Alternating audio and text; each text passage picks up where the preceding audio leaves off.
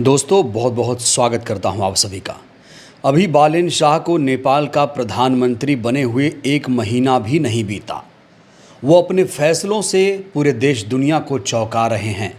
बालेन शाह ऐसे ऐसे फैसले ले रहे हैं, ऐसे ऐसे आदेश लागू कर रहे हैं जिसके बाद अब नेपाल में विरोध शुरू हो गया है। अब आप सोच रहे होंगे कि आखिर नेपाली पीएम बालेन शाह ने ऐसा कौन सा फैसला ले लिया जिसके बाद उनके ही फैसलों पर सवाल उठ रहे हैं। कल तक जो बालेन शाह की लगातार पैरवी कर रहे थे, बालेन शाह की तारीफ कर रहे थे, आखिर आज वही लोग बालेन शाह के खिलाफ सड़क पर क्यों उतर आए और बालेन शाह के फैसलों से भारत पर क्या असर पड़ रहा है? आखिर बालेन शाह ने ऐसा कौन सा फैसला लिया और उस आदेश फैसले के पीछे बालेन शाह सरकार तर्क क्या दे रही है? दोस्तों, इस पूरे मुद्दे पर आज हम विस्तार से बातचीत करेंगे। तो आज की वीडियो बहुत इंपॉर्टेंट है। आप लोग इस वीडियो को बिना स्किप किए ध्यान से पूरा देखिएगा, जिससे मुद्दा आपको आसानी से समझ में आ जाए। दोस्तों, क्या आपको मालूम है कि नेपाल और भारत की सीमा कितनी लंबी है? आपको जानकर हैरानी होगी कि भारत नेपाल के बीच 1751 किलोमीटर लंबी खुली अंतर्राष्ट्रीय सीमा है। मतलब आप नेपाल में बिना वीज़ा के जा सकते हैं, आप नेपाल बिना पासपोर्ट के जा सकते हैं। तो जिस भारतीय नागरिक के पास पासपोर्ट नहीं है वो आज किसी देश में धड़ल्ले से अगर जा सकता है, बेखौफ होकर जा सकता है, तो वो नेपाल है।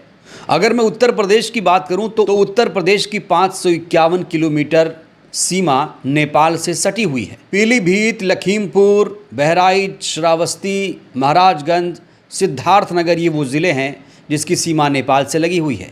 वहीं अगर मैं बिहार की बात करूं तो बिहार में नेपाल से एंट्री के 7 पॉइंट हैं। पूर्वी चंपारण, पश्चिमी चंपारण, सीतामढ़ी, मधुबनी, सुपौल, अररिया और किशनगंज। इसके अलावा भारत के वो राज्य जिसकी सीमा नेपाल से लगती है वो उत्तराखंड है, पश्चिम बंगाल और सिक्किम। ये भारत के 5 राज्य हैं जिसकी सीमा नेपाल से लगती है। लेकिन जब से बालेन शाह नेपाल के नए प्रधानमंत्री बने हैं तब से वो अपने फैसलों से देश दुनिया को चौंका रहे हैं। अभी टाइम मैगजीन ने 100 प्रभावशाली हस्तियों की जब सूची जारी की तो उसमें बालेन शाह का भी नाम था। हर रोज़ वो नए नए फैसले ले रहे हैं, सख्त आदेश लागू कर रहे हैं। तो नेपाल के नए पीएम बालेन शाह अपने सख्त फैसलों की वजह से जाने जाते हैं। नेपाल में आज से नया कानून लागू होने जा रहा है। सबसे पहले इसे जानना दोस्तों बहुत ज़रूरी है। सोमवार से शुक्रवार तक 8 घंटे का काम अब 12 घंटे का होगा, क्योंकि शनिवार रविवार को छुट्टी होगी। यानी 2 वीक ऑफ होगा नेपाल में। अब 12 घंटे काम के बदले 2 वीक ऑफ होगा नेपाल में। कहा जा रहा है ये फैसला इसलिए लिया गया है जिससे पेट्रोल और डीजल की बचत हो। नेपाल में प्रधानमंत्री, गृह मंत्री के अलावा किसी को भी सुरक्षा नहीं मिलेगी और अगर जिन्हें लगता है कि उनकी जान को खतरा है वो खुद अपने पैसे से, अपनी सैलरी से बॉडीगार्ड रख सकते हैं। और ये तो आप सभी को मालूम है कि नेपाल में छात्र राजनीति पर पूरी तरीके से प्रतिबंध लगा दिया गया है।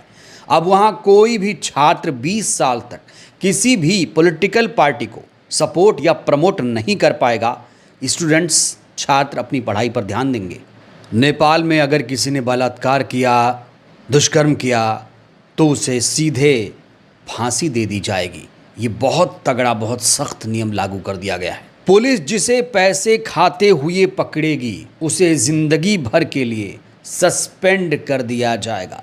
यानी घूसखोरी पर पूरी तरीके से प्रतिबंध। कोई भी सरकारी काम ऑनलाइन होगा और सारा काम 12 घंटे के अंदर पूरा करना होगा। सभी मंदिरों में वीआईपी कल्चर को खत्म कर दिया गया है।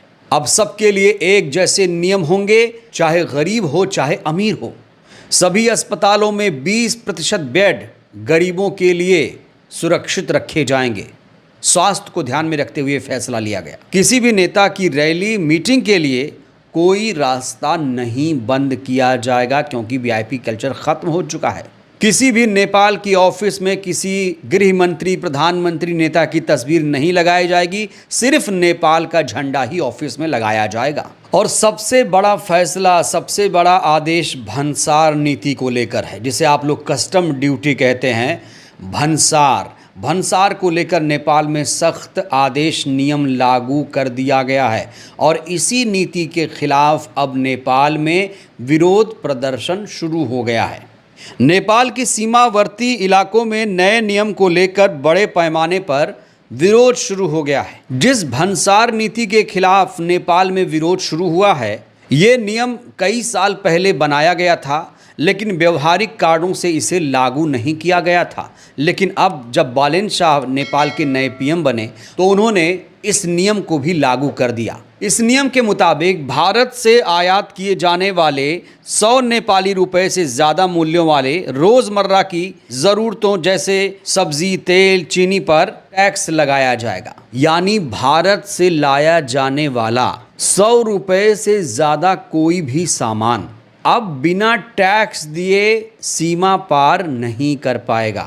इसका मतलब ये हुआ कि जो सामान भारत से लाने पर सस्ता पड़ता था, अब वही सामान महंगा होगा। नेपाल सरकार के इस आदेश के बाद नेपाल की सशस्त्र बल पुलिस ने भारत से लगी चौकियों पर चौकसी बढ़ा दी है, सुरक्षा तगड़ी कर दी गई है। इसीलिए नेपाल सरकार की सख्ती के बाद नेपाल के लोग, जो व्यापारी हैं खास तौर से, वो नागरिक जो रोज़मर्रा की चीज़ें भारत से खरीदते थे, वो अब नाराज़ हैं, वो अब सड़कों पर उतर आए हैं। नेपाल सरकार के इस नए आदेश के बाद सीमावर्ती इलाकों में लोगों और व्यापारियों का गुस्सा भड़क गया, जिससे सरकार के खिलाफ सड़क पर ये लोग उतर आए और अपना गुस्सा जाहिर कर रहे हैं। जो लोग प्रदर्शन आंदोलन कर रहे हैं, उन लोगों का कहना है कि बालेन शाह के नए कदम से उनकी कठिनाइयां बढ़ गई हैं। लंबे समय से ये लोग भारतीय बाज़ारों पर निर्भर हैं। टैक्स के नए नियम से इन पर आर्थिक बोझ ज़्यादा बढ़ गया है। तो जो लोग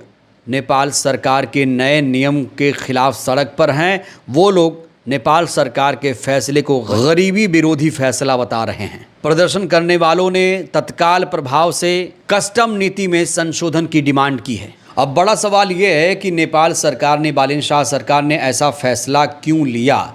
जैसा कि हमने आपको बताया, ये नियम बहुत पहले बनाया गया था, लेकिन व्यवहारिक कारणों से लागू नहीं किया गया था। लेकिन बालेन शाह, जिन्हें जेनजी समर्थक प्रधानमंत्री कहा जाता है, उन्होंने उस नीति को लागू कर दिया। इसके पीछे 2 कारण बताए जा रहे हैं। पहला कारण, इससे घरेलू उत्पादों को बढ़ावा मिलेगा। दूसरा कारण, स्थानीय अर्थव्यवस्था को मजबूती मिलेगी, निर्भरता खत्म होगी। नेपाल को आत्मनिर्भर बनाने के लिए बालेन शाह ने ये फैसला लिया है। जो फैसला किसी नेपाली पीएम ने नहीं लिया, वो बालेन शाह ले रहे हैं। अब इस फैसले का असर क्या हो रहा है दोस्तों, एक तस्वीर के माध्यम से मैं आपको दिखाने की कोशिश कर रहा हूँ। ये तस्वीर सोशल मीडिया में बड़ी वायरल है। दरअसल एक आदमी बाइक से कुछ केले लेकर नेपाल जा रहा था। उसके बाद नेपाली सुरक्षा कर्मियों ने चेक करने के लिए उसे रोक दिया। फिर क्या था, उस व्यक्ति ने गुस्से में आकर केला जमीन पर रखकर पैर से कुचल दिया। कहा जा रहा है कि बॉर्डर पर इस नियम को कड़ाई से भी लागू किया जा रहा है, जिससे रोज नेपाल से भारत जाने वालों के लिए मुश्किलें खड़ी हो गई हैं। कहा जा रहा है नेपाल नई सरकार बनने के बाद भारत को भी आंखें दिखा रहा है। हमारे देश के कुछ social media user Balen Shah की तुलना ट्रंप से भी कर रहे हैं। सोशल मीडिया पर एक यूज़र ने लिखा कि बालेन शाह का ये नियम डोनाल्ड ट्रंप के टैरिफ की तरह देखा जा रहा है, जिससे दोनों देशों के सीमा क्षेत्रों की अर्थव्यवस्था को नुकसान पहुंचाएगा। क्या ज़माना आ गया है, नन्ना मुन्ना देश भी अब भारत को आंखें दिखाने लगा है। दोस्तों, आपको बता दें, भारत नेपाल के बीच व्यापारिक रिश्ता बहुत पुराना है, लेकिन नई कस्टम नीति जिस तरीके से लागू हुई है, कहा जा रहा है कि अब नेपाल के लोगों को, व्यापारियों को दाल, चावल, सब्जी, कपड़ा, हर चीज़ पर ज़्यादा टैक्स देना होगा और ये टैक्स 5% से 80% तक हो सकता है। तो नेपाल में जिस तरीके से विरोध प्रदर्शन शुरू हुआ है, आने वाले वक्त में देखना होगा सरकार क्या कस्टम नीति के नियमों में संशोधन करती है। क्या इन नियमों में नेपाल के नागरिकों को कोई राहत दी जाएगी। बहरहाल बालेन शाह सरकार के इन फैसलों को आप लोग कैसे देखते हैं। बालेन शाह सरकार का ये फैसला कस्टम नीति वाला आपको कैसा लगा। आप ये वीडियो कहाँ से देख रहे हैं, अपनी राय ज़रूर दीजिए।